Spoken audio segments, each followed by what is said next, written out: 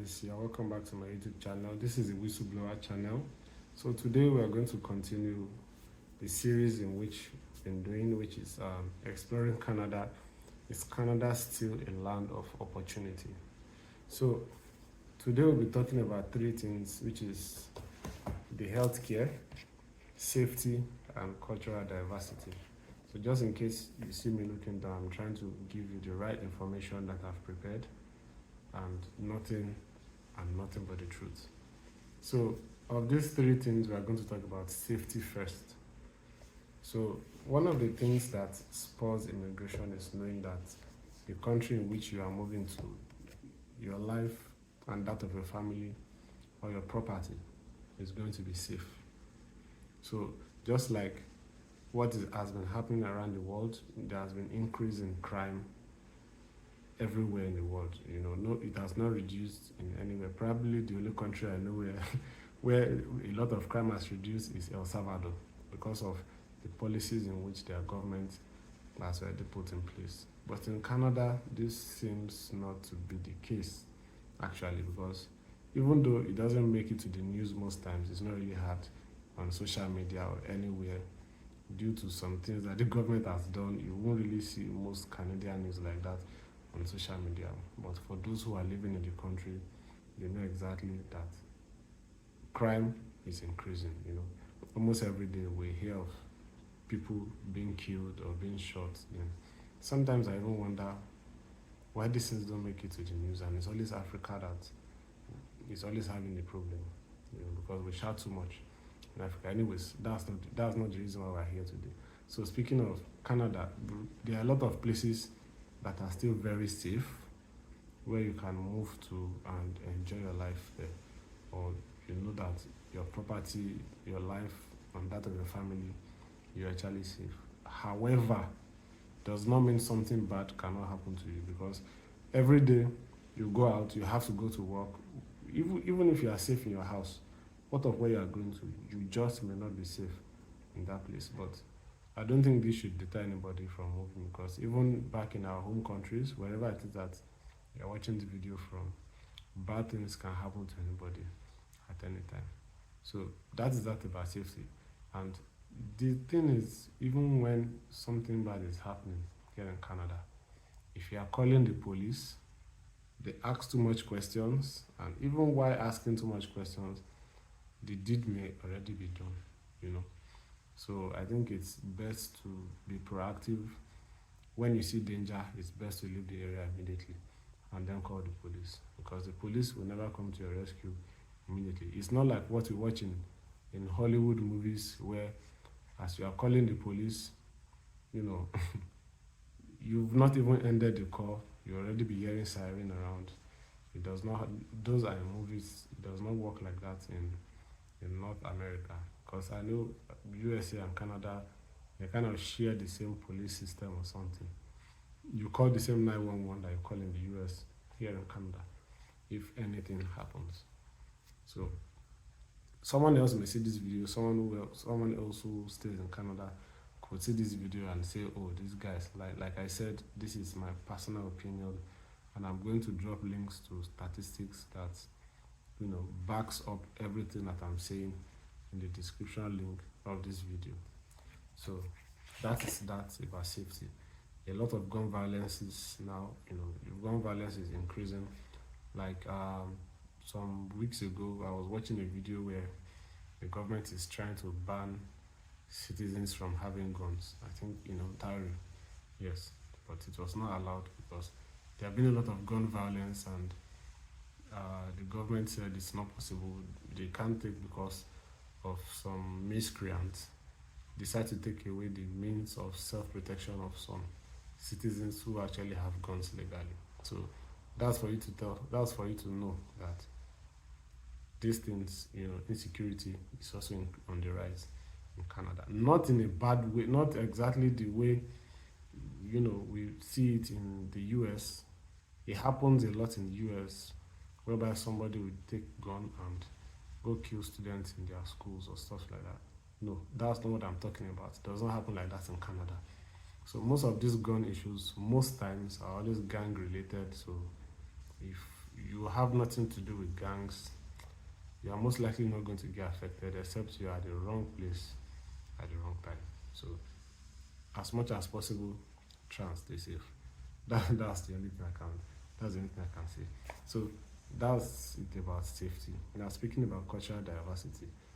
When I moved to this country, oh my god, I never knew I'm going to see, that number of people from different countries. I've met a lot of people from Africa, countries I've never been to in Africa before, even though I'm from Africa. Met a lot of Asians, South Americans, Australians, New Zealand guys, a lot of them. So Canada is a very, very cosmopolitan nation. So even though most of the ethnicities here are from different countries, not like in Africa where all of us are basically, dark skinned, we just speak different languages. Here and tell the difference. Oh, this guy is from this part of Africa, this guy's from this part of Asia, this is European, these are South Americans, Central Americans, and stuff like that.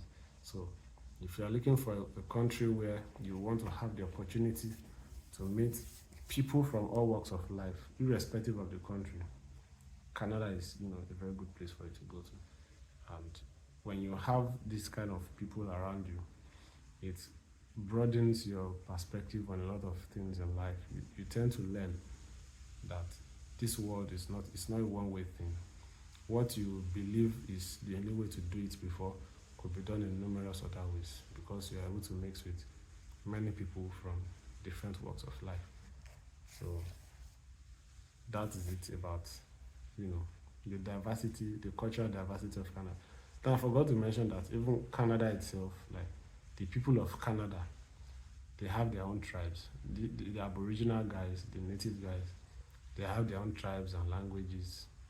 I've seen them speak. I never understand what they are saying. It's not English. They can speak English, yes, but just like every country have, their own native languages, Canada also have or has its own native languages. I don't know which is correct, have or has, but I guess you guys understand exactly what I'm trying to say. So you see them, they have their own festivals as well. And not just that, I've seen Nigerians also holding some festival. I think I saw one in Calgary last year. Then Indians also hold their own festival. Ethiopians do the same thing. Almost everybody from different countries, they have some kind of association here whereby those things they do back home, they're able to keep it and they continue doing it here. They don't forget their culture like they do from back home. They keep on doing it right here in Canada.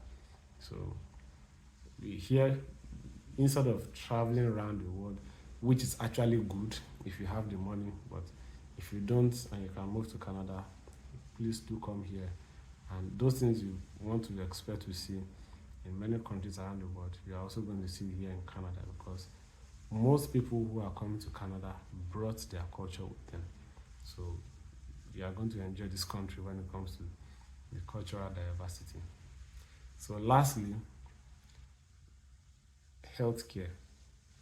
This is something that, a lot of people are really, really concerned about. So the truth is, the healthcare system in Canada is broken, right? So although, like I said, Canada has a very, very good life expectancy.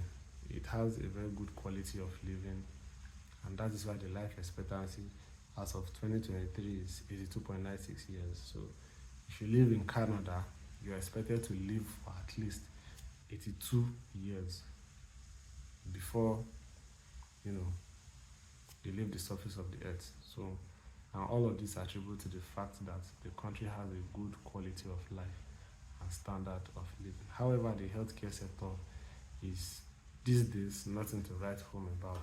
So I was able to, get three things that actually caused what is the crisis in the healthcare sector. And one of these is they don't have enough staffs. Doctors, nurses, support workers, chiropractors, occupational physiotherapists, all these occupations in the healthcare sector, they don't have enough of these staffs. So when people go to the hospital to be able to get treatment, there's always a long waiting time, a long list. You know, I've heard of people who have had to wait for over a year to be able to get a surgery done or something. So if it's something that is very severe, honestly, what else do you expect? This person is definitely going to lose his or her life. Then, not enough staff has led to access to treatment for a long time. I know of somebody who got injured, his nose was broken or something, and had to wait for about 10 or 12 hours to be able to see a doctor. So to me, this does not make sense. When stuff like this happen, you should be able to see a doctor immediately. And I think this will be able to save more lives. Then there is aging population in Canada. You know, most of these guys that are working in the healthcare sector, I don't think I've seen a young doctor. I don't know, since I moved here, I've not seen a young doctor. All of these guys are old.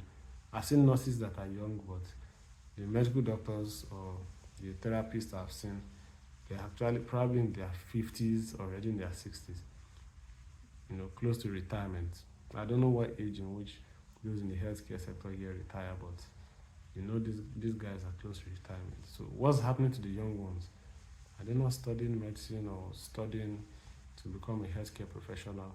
So I learned that after COVID, many of the healthcare professionals in Canada migrated to the US for higher pay, higher bonuses and stuff like that. You know, they tend to enjoy many other things that they seem not to enjoy here in Canada. So Canada is short-staffed when it comes to the healthcare sector.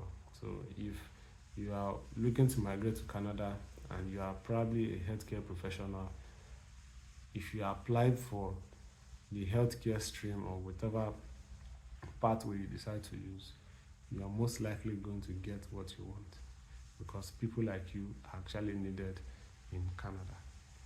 Then another thing that has actually, you know, forced the Canadian healthcare system to fall drastically is bureaucracy. So what exactly do I mean? You know, when they are too rigid about how things should be done, so it brings about a lot of problems.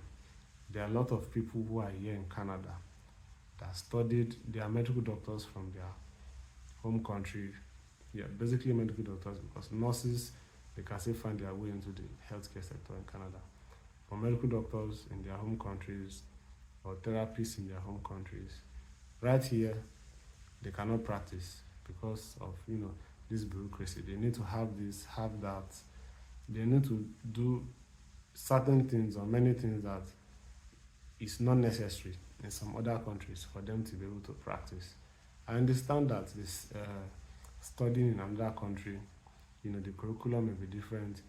The diseases that they've been treating in those countries is peculiar to those countries and not in Canada. But you know, as a healthcare professional, I feel that they'll be able to find a balance between those things, and they should be able to get their job. And once you are able to employ a medical doctor, it takes the burden off many other doctors, because the doctors that are working here right now in Canada, they're exhausted, they are tired, and they need fresh hands to join them in this work.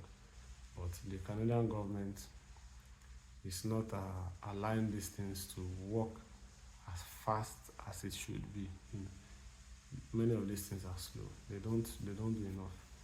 So if you suddenly get sick in Canada now, best bet is you probably have to leave the country to probably the US if you have the money, where you get treated immediately and not having to wait for, you know, long period of time. So that is it about, you know, the life expectancy or everything that is about Canada.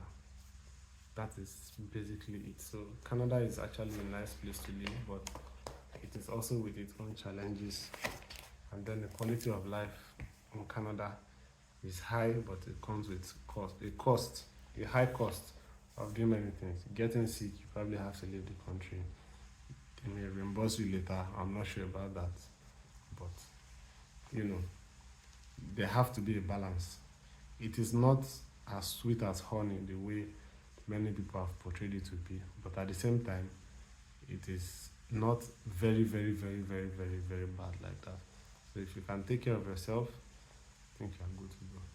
So this is the part 4 of Is Canada Still a Land of Opportunity? So I think I've touched on most of the topics that would help people to be able to decide if Canada is a good place for themselves and their family to move to. So I hope with these 4 parts in this series, you will be able to make the best decision for yourself, for your family, and decide to either move or not to move. But irrespective of your decision, I wish you all the best. And don't forget to subscribe to this channel, like and share. Just like I said, when you do these things, it helps my videos to be shown to many other people who is actually going to need it for them to be able to make their decision either to come to Canada or not. So don't deny these guys the opportunity that you have to be able to watch this. Thank you very much. See you in my next video.